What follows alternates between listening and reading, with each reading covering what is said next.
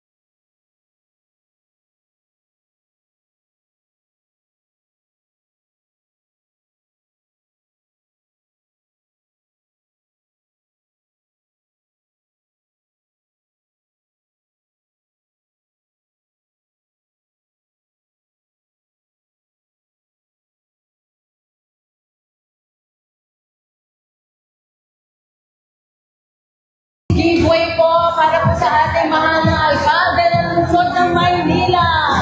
Yes! So, mga CDW, kung maaari po sana, bigyan po natin ng daan ang ating mayor para po makapunta na po siya dito sa ating stage.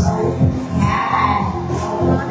Yes! Inuulit po namin sa mga kapwa po namin, CDW and parents officers, bigyan po natin ng daan ang ating mayor para po makapunta na po dito sa stage. Yan. Pwede po tayong mag-picture tingin after po. Padaanin po muna natin si Mayor. Si Richie na muna pagsalitain nyo. Apo. Si Vice na. Apo, tapos ikaw, sir. Okay po, sige po.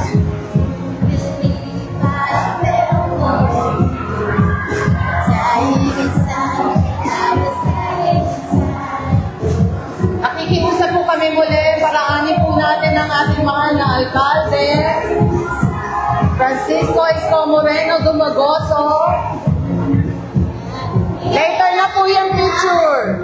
Hoy, Manilans! Let's put an order, please. Let our honorable mayor pass. Yan. So, inaanyayahan na po namin na magsiupo na po ang ating mga CDW and parent officers para po masimulan na po natin ang ating programa dito sa stage. Yan. Upo na po muna tayong lahat. Yan. Nakikiusap po kami. Yung mga nakatayo din po sa may upuan, ingat-ingat lang po. Ayan, balik lang po tayo sa upuan. So mamaya naman po, pwede tayo ulit nagpa-picture taking with Norman. Ayan, giveaway, atras po, atras.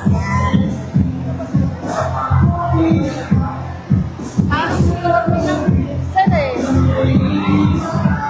Hindi ko ma-visual si Ma'am ano eh. Sorry, nakuyog Si Ma'am Chi.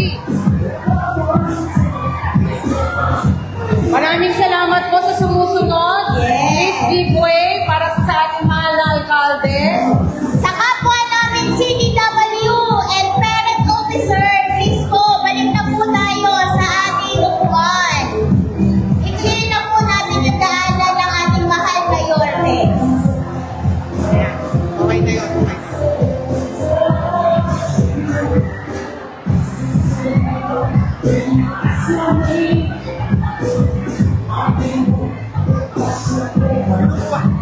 Ulitin po, ayan na. Narito na po ang ating minamahal na alkalde. Walang tulugan at napakagwapo. Tiran niyo po kami yan.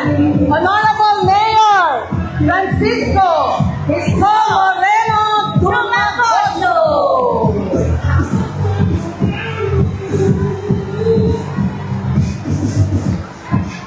Okay na.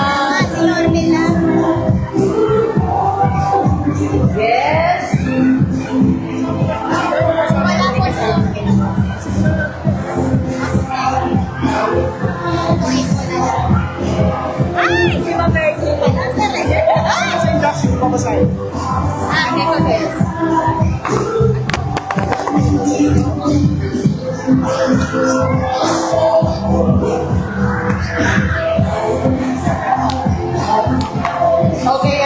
Happy. Kasi niyo babasahin, di ba? Ano po, dalawa po sir. Hindi, isang buo, isa na lang. Ayan, sir. Opo, yan. Careful po.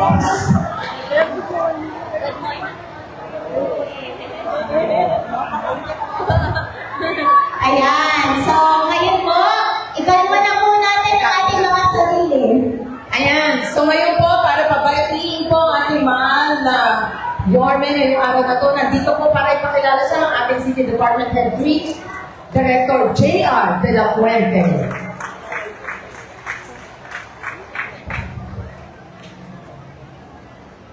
Ayan, we're so excited. Alam ko po na hindi nyo mapigilan ang sarili nyo, pero maraming salamat po. Tiniran nyo kami ng konti dito sa stage. Ayan. Para na rin po sa pagsisimula ng ating programa ngayong araw na to. So, Precious, are you happy? Yes, mag-delicious. So, medyo kalmay mo yung boses mo, my dear. Yes. Masyadong alaka. Okay. Yeah. So, lahat po kami excited. Yung iba po may request yun na upo na po kayo para po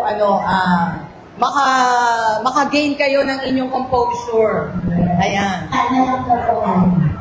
Opo. So, narito na po ang ating mahal na direktor para po ipakilala ang ating panauhing pandangal today. Muli po, palakpakan po natin ang ating City Department Head 3, Honorable Director J.R.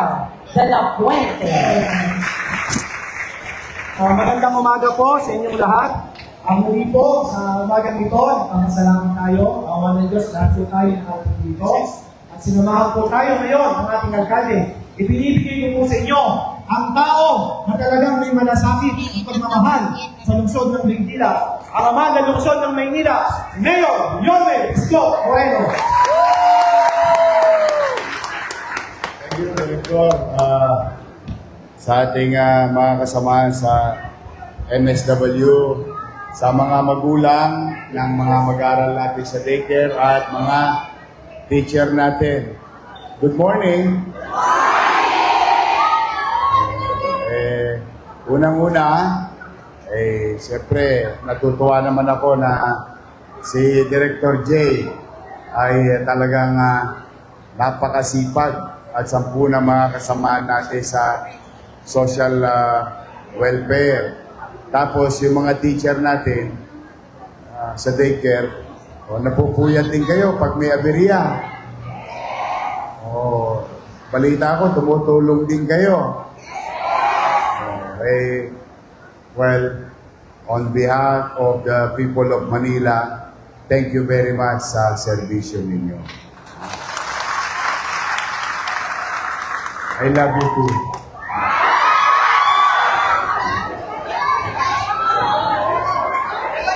Welcome back, Yorme. Alam nyo, ang early education, lalo na yung mga bata, yan yung transformative portion ng isang tao. Andyan ang mahalagang pamumuhunan ng pamahalaan sa ating mga alagang bata o ginagabayang bata. Kaya napakalaki ng halaga ng partisipasyon ninyo in formative years ng ating susunod na henerasyon. As like, katulad ng mga sinabi ng ating mga nakakatanda sa atin, kung ano ang tinanim mo, siyang aanihin mo. Kung ngayon, tayo ay mamumuhunan ng mainam, masinop, at episyente sa ating mga alagang bata, pagdating ng araw, sila ay mga mamamayan na magiging magulang, profesional, okay lang, Jesus is life, ha? Okay, thank you. Okay? Thank you. Na kapag tinayaan o what you call invested to our children, there are going to be the next sets of people in the city of Manila. Kaya pagka tayo'y palpak ngayon, ay malamang, palpak ang simula, palpak ang katapusan. Pero pag tayo naging mabuti, magaling, at nagbigay ng tunay na atensyon and resources to our kids today, most likely, with high probability that these kids will be a better citizen for the next generation. Ganyan kahalaga ang paggagabay ninyo ng mga teacher natin sa daycare. Kaya huwag niyong ikikipit balikat yan na para bang wala akong magawa sa bahay. Mag-daycare teacher na lang ako. Para maging abala. No. It is very important for each and every one of you, to our teachers, on what you're going to do today, yun ang magiging resulta bukas. As you all know, napansin nyo ba, nagbago ang administrasyon pero walang tinanggal. May natanggal ba sa inyo? Exactly. There are two things that politicians should spare easily. Dapat. Healthcare and education. Dapat yan ang huwag papasukan ng politika. Now, we opted for you to stay because we believe in you. And I hope you will not fail the people of Manila.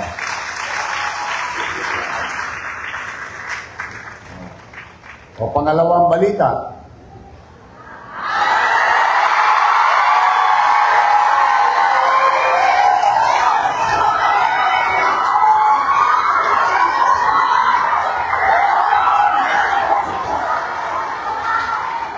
Ang pangalawang balita, may pasok bukas.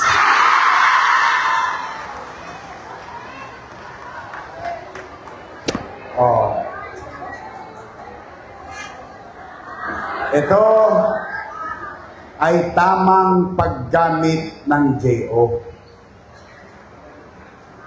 Kayo ang tamang gamit ng JO.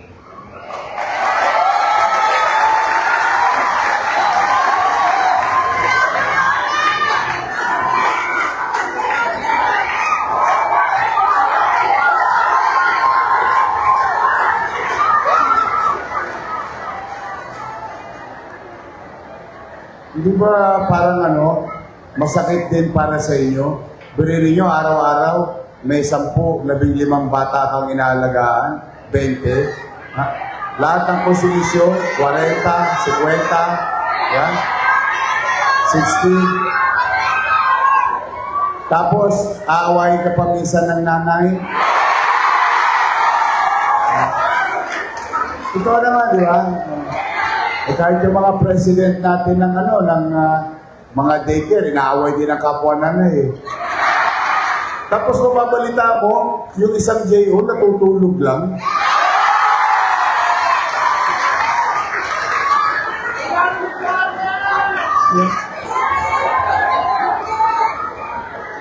Tapos ang liit-liit na daycare mo, di ba? Lahat ng Natasha at Ching Chang Su humuhula sa iyo pagkakataon.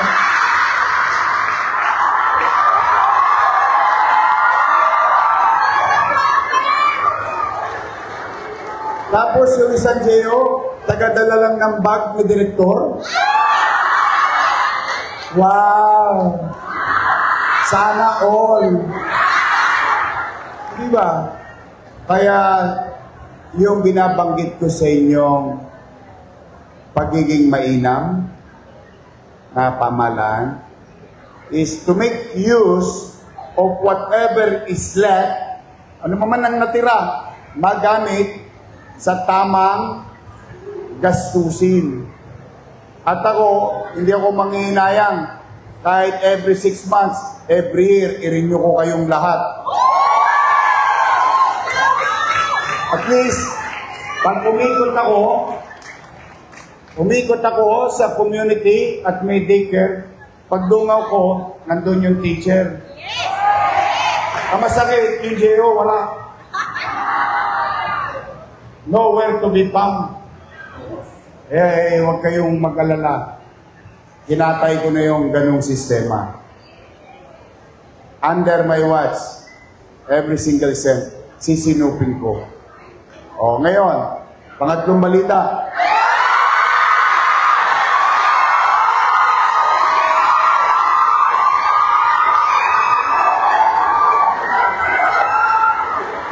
Sige na nga, excited ko.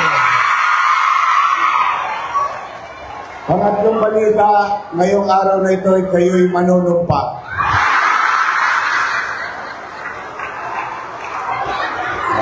Ito na. Pang-apat na balita.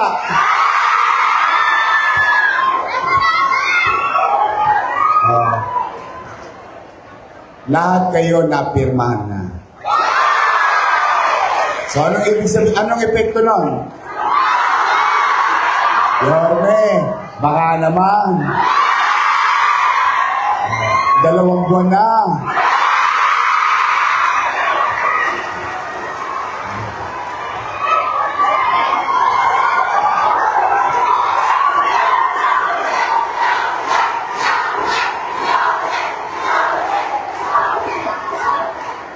Huwag kayong mag-alala. Sigurado na may sweldo kayo. Kahit na mahirap, talaga napakahirap, ayaw ko lang magdrama-drama sa inyo. Pero alam ng mga taga City Hall kung gaano nasaid ang kaban. Pero huwag kayong mag-alala. As like what I have said a while ago, katulad na nasabi ko na kanina, we will invest in our children in the city with your help.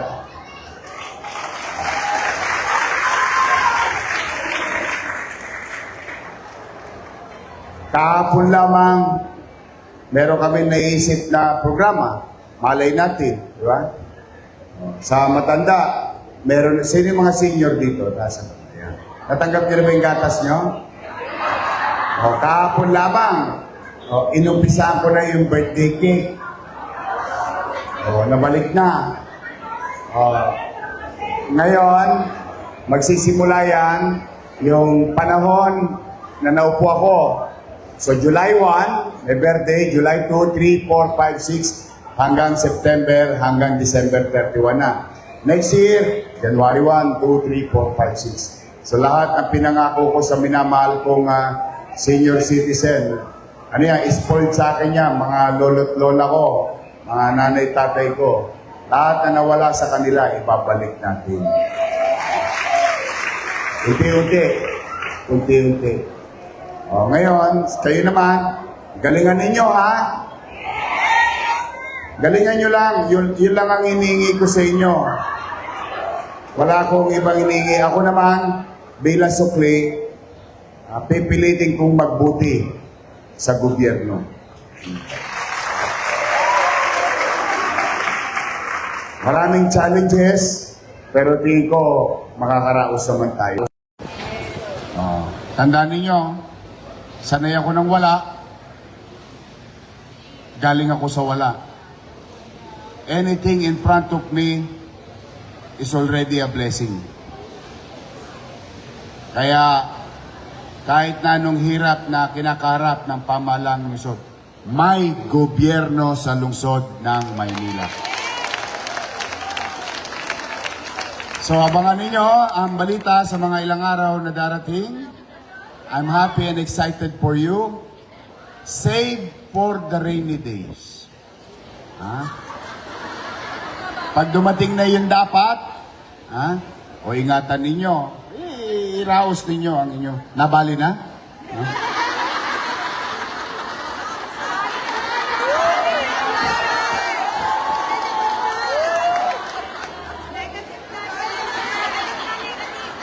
Ba't yung binali? Sigurado ba kayo marirenew? Hindi. Wala. Basta ako na andyan kayo, matagal na experience ninyo. I believe in you. You can utilize your experience. para imolde ang ating mga batang Maynila. So muli, congratulations, and if I may put this to right perspective, welcome ulit sa gobyerno ng lungsod ng Maynila. You are part of the team. You are part of the government. You are part of delivering services to our people. You have my full trust and confidence sa bawat isa sa inyo. Mag-ingat kayo, pagpalain nawa kayo ng buong may kapal. Sabay-sabay, Manila! God first. Thank you.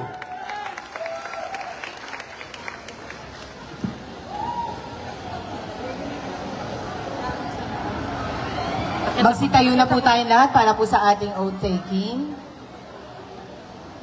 Siyempre po, pangungunahan po ng ating minamahal na alkalde ng lungsod ng Maynila, Honorable Mayor Francisco Isko Neno Jr.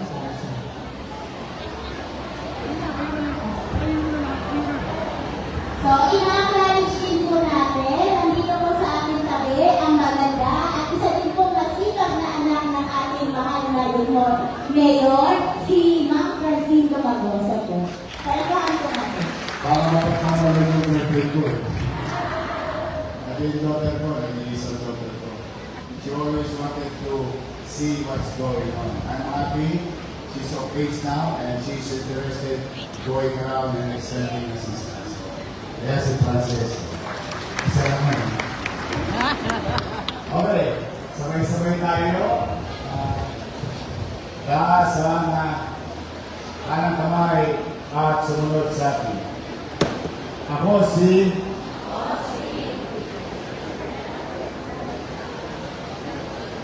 Child Development Worker ng Barangay Mahalag bilang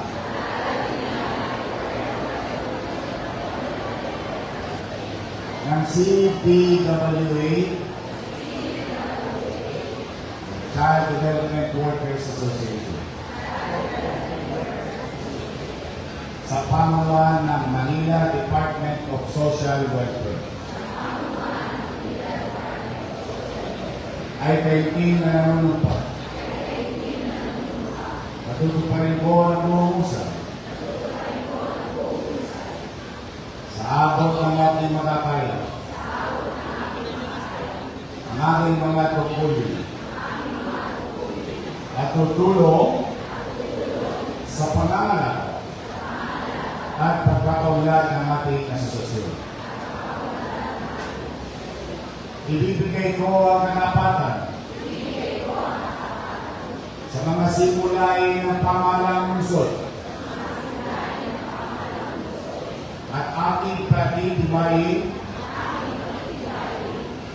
ito sa pamamagitan ng mga programa at serbisyo para sa buong Child Development Workers ng aming distrito. Ako'y nangangako sa susunod sa pagpapatupad ng mga alituntunin ng asosasyon ito at maging katuwang ng Manila Department of Social Welfare sa pagbibigay ng kaalaman, oras, at gawain upang maisulong ang kapakanan at karapatan ng bawat isa. At siya gawa ko ng Diyos.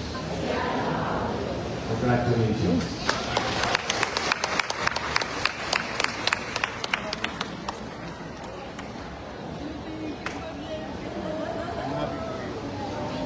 Excited na po sa kanila. Ingat ka. Tingnan na lang nila. Mga officers. Ano, officer? Officers, picture taking po tayo with our beloved mayor. Overall officers po.